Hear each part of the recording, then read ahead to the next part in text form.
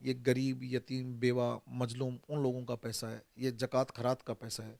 अमीर लोग इसकी किराएदारी के पैसे से, इसमें हराम और हलाल के पैसे का ध्यान रखें कि ये पैसा किसका है। अगर ये गलत पैसों से अगर ये अपने औलाद या किसी चीज़ पे लगाते हैं तो वो अपनी आखिरत भी ध्यान रखें। जब मैंने यहाँ ज्वाइन की तो करीबन 5-6 महीनों की यहाँ सैलरी नहीं थी, कर्मचारी बड़े दुखी थे। तो एक बेचारे 1 महीने बाद मुझे मिले, साहब हमें सैलरी नहीं मिली। तो मैंने कुछ किराएदारों को खिंचाई की, तो आप देखोगे अच्छे अच्छे किराएदार जो है, एक कयूं मोटर्स नाम से एक जयपुर का फेमस मोटर्स वाला है, उस आदमी से करीबन 11 से 12 लाख रुपए 10-12 साल से किराया नहीं दे रहा हूँ। यानी एक सरमाएदार व्यक्ति, जिम्मेवार व्यक्ति, जो कल तक वक्फ बोर्ड का मेंबर था, अगर वही इस अगर सीओ को बाढ़ ही खा जाएगी तो फिर तो धनी कुछ नहीं कर सकता। आप राजस्थान ही नहीं, हिंदुस्तान में भी शायद इस 2.25 बीघा में जो एक हमारा ट्रस्ट बना के हम एक हॉस्पिटल बनाने जा रहे हैं, नो बेनिफिट्स, जो पहला हॉस्पिटल होगा उसका। नमस्कार, आज हमारे साथ मौजूद हैं वक्फ बोर्ड के चेयरमैन डॉक्टर खानू खान बुधवाली। और बुधवाली जी से बात करते हैं। बुधवाली जी, सबसे बड़ी जो समस्या है वक्फ बोर्ड की संपत्तियों पे जो अतिक्रमण है वो बहुत तेजी से होता है। रोकने में क्या वक्फ बोर्ड सक्षम नहीं है या रोक नहीं पा रहे? देखिए, वक्फ बोर्ड की ज़मीनों पे लंबे समय से जो किराएदारी चली आ रही थी और कुछ स्टाफ की कमी और ट्रिब्यूनल्स में हमें प्रशासनिक तौर से, जैसे पुलिस और इनकी समय पे मदद पिछली बार सरकारों से नहीं मिली होगी, तो लंबे समय से इंक्रोचमेंट हुए। लेकिन कुछ ज़मीन को हम 54-55 में भी खाली करवाते हैं, किसी को नोटिस दे करके, किसी को किराया जो डीएलसी के तहत अगर नहीं देता है तो उसको, ये वक्फ बोर्ड को राइट्स होता है कि उस ज़मीन को अगर वो सही तरीके से अकॉर्डिंग टू वक्फ के अनुसार नहीं चलता है तो हम उसको बेदखली कर सकते हैं। लेकिन वो कहीं ना कहीं ये लंबा प्रोसेस हो जाता है, वो कहीं कोर्ट चला जाता है, हाई कोर्ट तक लंबा समय, आप जानते हो कि न्याय प्रणाली में जितना जो समय लगता है दूसरे में भी। लेकिन इसके साथ साथ अगर वो, हम चाहते हैं इसका किराया बढ़ जाए, हमारा काम उसको बेदखल करना नहीं है। वो रोजी रोटी तो करें, लेकिन वक्फ बोर्ड के भी रोजी रोटी का ध्यान रखें। ये ज़मीन वक्फ बोर्ड की है। आप 5 इस एमआई रोड पे देखोगे, सामने वाली लैंड जो नॉन गवर्नमेंट या इसकी है, उसका किराया 1.5-2-2.5 लाख रुपए है, और हमें 100 रुपये, 50 रुपये, 500 रुपये, 700-1200 रुपये दे रहे हैं। एक समस्या उसमें भी है कि वक्फ बोर्ड से किराए पे ले रखी है, लेकिन उसने आगे लाखों में किराए पे दे रखी है। नहीं, बिल्कुल, जो चमेली वाले मार्केट को ले लो, एमआई रोड पे ले लो, जो मुमताज बाग जिसको गनी टेक वे वाले पे ले लो, जो 700 से 800-1300 रुपये में दे रखी है, हमें इतना ही किराया देते हैं मोस्टली वो लोग जो ना। और वो व्यक्ति 1,20,000 से 1,80,000, और चमेली वाले मार्केट में करीब 2.5-2.5 लाख रुपए किराए पे दे रखी है। तो जब वो सरमाएदार लोग, उनको ये पता नहीं कि हलाल और हराम क्या होता है। ये वो वफ़ की लैंड है जो दुनिया में अब नहीं है, जो वफ़ कर गए। यानी उनको वफ़ करते समय उन्होंने ये सोचा था कि अल्लाह के नाम पे इससे जो पैसे की इनकम होगी, गरीब, बेवा, यतीम, असहाय और जो स्टूडेंट थे, उनके लोगों के दुख के समय काम आए। और गरीब व्यक्ति जो कमाने खाने में कमज़ोर व्यक्ति हो, वो छोटा मोटा धंधा खोल के दुकान में बैठे जिससे उसका हस चल जाए। लेकिन उन लोगों ने अपना धंधे के बजाय प्रोफेशन अपना लिया और उसकी इनकम से अपना घर चलाना। मोस्टली मैंने जयपुर में देखा, वो लोग रोज़ मुसलमानों की लीडरशिप करते हैं और सामाजिक कार्यों में आगे रहते हैं। लेकिन सामाजिक कार्यों में आगे रहने वालों में करीबन जो लोग हैं, उनमें से देखा कि वो वक्फ बोर्ड के किराएदार और वक्फ की ज्ञान बांटते हैं। तो मैंने जो अलग अलग पैसे इमाम्स मस्जिदों में मिला और उनसे रिक्वेस्ट की कि आप कम से कम जब भी फतवा देते हो या तकरीर करते हो तो मस्जिद में जुमे की नमाज पे या किसी और समय ये ज़रूर बताएं कि वक्फ की ज़मीन एक गरीब खाना यतीमों की, ये कुल मिला के, यानी कि ये जक़ात खरात का पैसा है। इसको आम आदमी, गरीब का पैसा, जक़ात का पैसा हर व्यक्ति नहीं खाता। कमज़ोर जो यतीम, जो जो मैंने आपको कहा, उन लोगों का पैसा है। लेकिन जो खाते हैं उस आदमी अगर इस चीज़ का ध्यान नहीं रखे, हलाल और हराम की कमाई का, तो फिर आखिरत तो इस दुनिया से जाना सबको है। अमाल उसके काम आने हैं कि मैंने अच्छा किया या बुरा किया। अगर वो ईश्वर से नहीं डरता है तो फिर उस पैसे को उसको खाना चाहिए। लेकिन आप लोगों ने जिनको संरक्षण की जिम्मेदारी दी, मतलब वो जमीन पे कोई एनक्रोचमेंट ना हो जाए, किराए टाइम टू टाइम ले, अधिकांश केसों में देखा है कि वही लोग जो जिम्मेदार थे उन लोगों ने उनको खुर्द-बुर्द करवाया। देखिए, आप बयाना में सदर ने बदमाशी की, जिसके खिलाफ हम बोर्ड में, जो गबरू नाम का व्यक्ति, उसके खिलाफ मुकदमा दर्ज कर रहे हैं। जो 5 बत्ती पे दरगाह है, जिसको यूनुस नाम के व्यक्ति नाई ने बेच करके जो गया, जो हमने उसको केयर टेकर था। अलीशाह बुरेसा की दरगाह पे जो, जिसको किराएदार जो लोगों को दे रखी थी, आज जो मैंने खंडेलवाल गुप्ता जी, एक सरदार जी जो बीजेपी का है, या जैन सबसे बड़ा वहाँ का बताते हैं, वो भूमाफिया टाइप से व्यक्ति है, हालांकि बिजनेसमैन व्यक्ति है। तो उन लोगों ने धोखाधड़ी वक्फ बोर्ड के साथ की। सरकार किससे तथ्य छुपाए, उसने निगम से या जेडी से जिससे भी पट्टा बनवाया, और ज़मीन को फर्जी रजिस्ट्री करवा के उस ज़मीन को बड़े महल बना लिए। आज आज नहीं तो कल वो 100% टूटेगी, क्योंकि वक़्त में बाकायदा क्लियर कॉन्सेप्ट है कि किसी चीज़ को बेचा नहीं जा सकता। ये जब कॉन्स्टिट्यूशनल बना हुआ तो वो कैसे, आप नक्की झील का मैटर लेंगे, उस नक्की झील को 2006 में हमारा एमओयू खत्म हो चुका, कोर्ट का आदेश था, हाई कोर्ट का। फिर उस व्यक्ति ने फर्जीवाड़ा करके गुजरात की जो जो अलग अलग अरबूजा जो कम थे मेसर्स जो है, उन्होंने अलग अलग कंपनियों को आज भी बेच रहा है। तो वक्फ बोर्ड के साथ जब पता लगा धोखा है, तो हमने उसके खिलाफ भी बेदखली का नोटिस भी वो हम उसे खाली करवाएंगे। उसके खिलाफ फोर्जरी का जो 120 4 जो भी 67 जो भी मुकदमा उसके खिलाफ मुकदमा बनता है। वैसे ही आप, मैंने कहा कि फतेह मोहम्मद नाम का कारी व्यक्ति जो वक्फ बोर्ड का मेंबर रहा है, जिस व्यक्ति को हमें दरगाह सॉरी मस्जिद और मदरसे चलाने के लिए एक लैंड दी थी पर्टिकुलर, कुछ जो मुरबे जो है, लेकिन उस व्यक्ति ने 77 के बाद से वक्फ बोर्ड सोचा कि ये अपने काम चला रहा, तो हमने कभी उसको डिस्टर्ब नहीं किया। तो वो व्यक्ति पुनः आज अपनी उस जमीन को अपने नाम करवा ली। यानी एक सरमाएदार व्यक्ति, जिम्मेवार व्यक्ति, जो कल तक वक्फ बोर्ड का मेंबर था, अगर वही इस अगर सीओ को बाढ़ ही खा जाएगी, तो फिर तो धनिक कुछ नहीं कर सकता। आप वही चीज़ दरगाह कमेटी का एक सेक्रेटरी जुनून का अख्तर नाम का लड़का चौबदार, वो व्यक्ति नरड़ का फर्जी सेक्रेटरी बन के एक जमीन पे 18 बीघा जो लैंड थी, 18 बीघा 7 बीघा, जो करीबन 12-13 करोड़ रुपए की लैंड थी। ऐसे ही बहुत सारी अभी जयपुर में आप देखोगे, उस वो फर्जीवाड़ा किया, उसके खिलाफ भी मुकदमा दर्ज कर रहे हैं। जयपुर में जो जयपुर के जो पुलिस के जो एरिया लगता है ईदगाह का, यहाँ के पुलिस एसएचओ को बिल्कुल, वहाँ के बीट के अधिकारियों को बिल्कुल पता होता है, निगम के लोगों को पता होता है कि इंक्रोचमेंट हो रहा है। कब्रिस्तान और ईदगाह के बीच की जो लैंड है, ये वक्फ बोर्ड की लैंड थी। उस लैंड पे लोगों ने खड़े रह के कब्जा करवा दिए।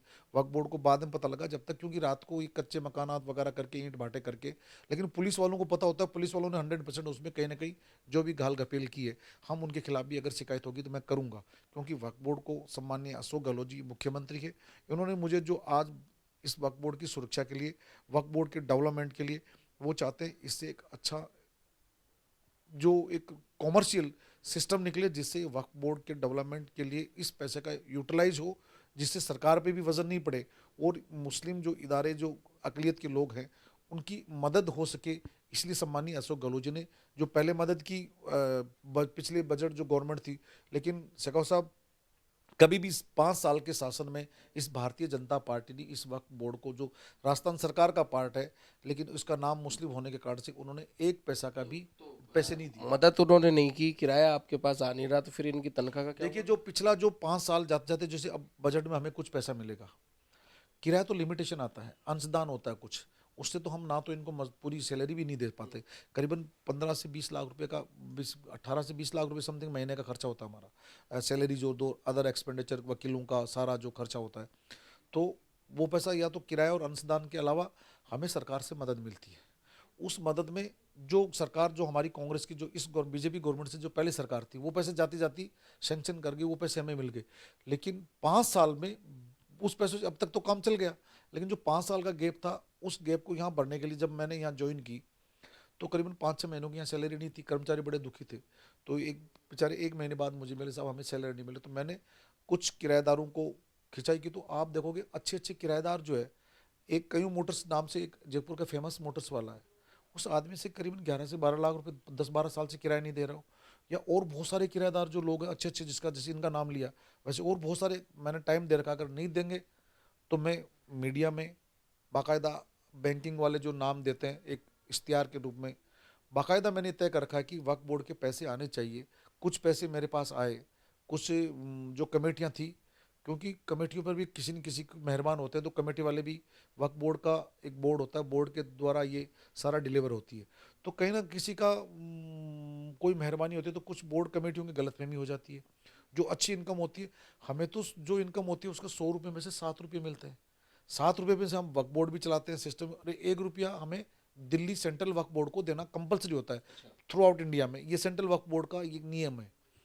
तो कम से कम मैंने अभी CWC की मीटिंग जो बोलते हैं सेंट्रल वक्फ बोर्ड, उसमें मीटिंग में गया, तो मैंने उनको भी कहा कि साहब इसमें अमेंडमेंट करो, 10 से 15% वक्फ बोर्ड को मिलनी चाहिए। क्योंकि एक तो डायरेक्ट प्रॉपर्टी उसका किराया तो हमें मिल सकता है, जैसे जयपुर है, अजमेर है, हमारे पास 2 या 3 प्रॉपर्टी है जिसमें हमें डायरेक्ट किराया।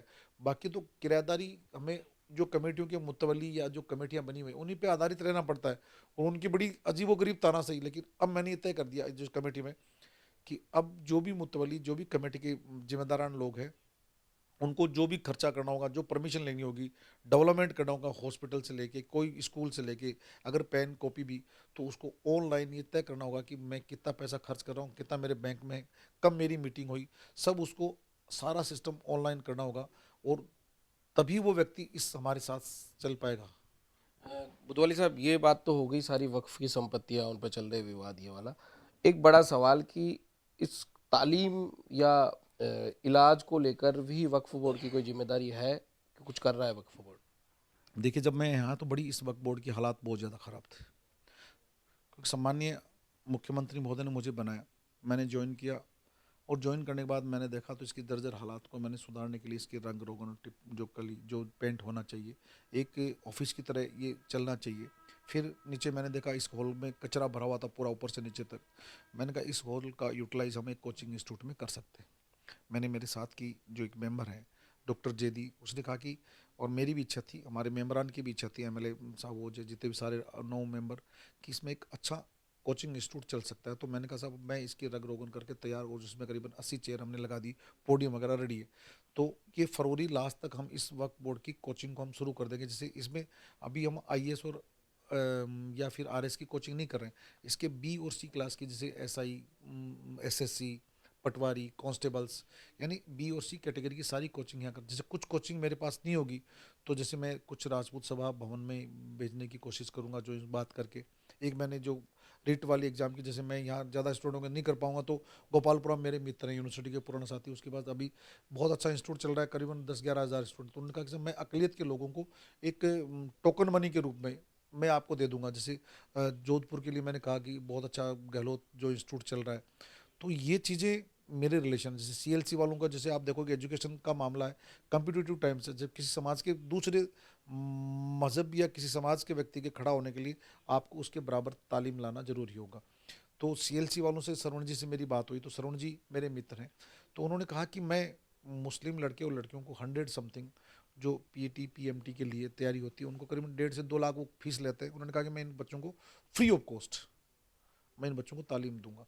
तो मैं ये जो इंस्टीट्यूशनल वाले हैं, मैं बाहर भी बोर्ड लगाऊंगा कि इन इन इंस्टीट्यूशनल में अकलियत के बच्चे जा सकते हैं। जैसे लेकिन मेरा रास्ता नहीं, जो मेरा नीचे जो इंस्टीट्यूट होगा उसमें दूसरे मज़हब के जो इंटेलेक्चुअल बच्चे, जो गरीब ऐसाई होंगे, कमज़ोर तबका होगा रियल में, कुछ परसेंटेज पे उन बच्चों को भी दूंगा, जिससे बराबरी के समाज के साथ उनका भी एक लगना चाहिए कि ये, क्योंकि ये part of government of Rajasthan है, नॉट एक मुस्लिम है, तो इसलिए उनको भी लगना चाहिए कि इस संस्था में किसी कम्युनल जाति धर्म के नाम से नहीं, यहाँ एक बिल्कुल ईमानदारी से वो धर्म जो राष्ट्र का, जो भारतीय संविधान को मानने वाला व्यक्ति, वो भी यहाँ कोचिंग, लेकिन उसकी एक लिमिटेशन होगी जगह के हिसाब से। तो बाकी जो माइनॉरिटीज़ के लोग हैं, दूसरा जिसे आपने कहा कि हॉस्पिटल्स, राजस्थान ही नहीं हिंदुस्तान में भी शायद ये 2.25 बीघा में जो एक हमारा ट्रस्ट बना के हम एक हॉस्पिटल बनाने जा रहे हैं, नो बेनिफिट्स, जो पहला हॉस्पिटल होगा, उसका भी हमारा जो सिस्टम चल रहा है, उसमें कितने बेड्स होंगे, सारा वो अब नेक्स्ट जो होगा उसका एक्सपेंडिचर कैसे होगा, हम जैसे ट्रस्ट से कहाँ से लाएंगे, हमारे जो किराएदारी अलग अलग जो वहाँ भीलवाड़ा की जो प्रॉपर्टीज़ है उनका जो रेंट आता है, या उनके हमारे पास सेविंग जो पैसा पड़ा है, उनको एक बार लोन के रूप में उसमें लगा देंगे। जब पैसे की इनकम होगी हम वापस उस संस्थाओं की अलग अलग जो आपकी ज़मीनों से पैसा लेंगे, तो वो ज़मीनों पैसा वापस चला जाएगा। तो हमारा जैसे साउथ में भी वही हो रहा है, वो कहीं वर्ल्ड बैंक से पैसा ले रहे हैं या कई अलग अलग सी चीज़ों से। तो आज एक बार आप बॉम्बे वक्फ बोर्ड को जाके देखोगे तो आपको लगेगा आप 7 स्टार एक बिल्कुल किसी प्राइवेट कंपनी में आ गए हो।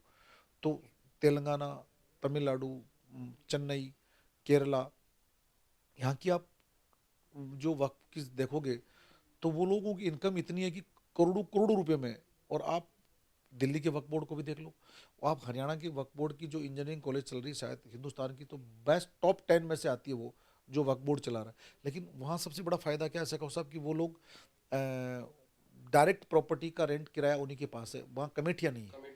तो वहाँ कमेटियाँ वितरित नहीं होती है, तो बीच का जो घालमेल और 93% वो खत्म हो गया। तो ये बेनिफिट उनको मिला, अगर वो बेनिफिट यहाँ मिले तो ये वक्फ बोर्ड राजस्थान का दूसरे लोगों को लोन देने में भी सक्षम हो जाए, ये मैं दावे के साथ कह सकता हूँ।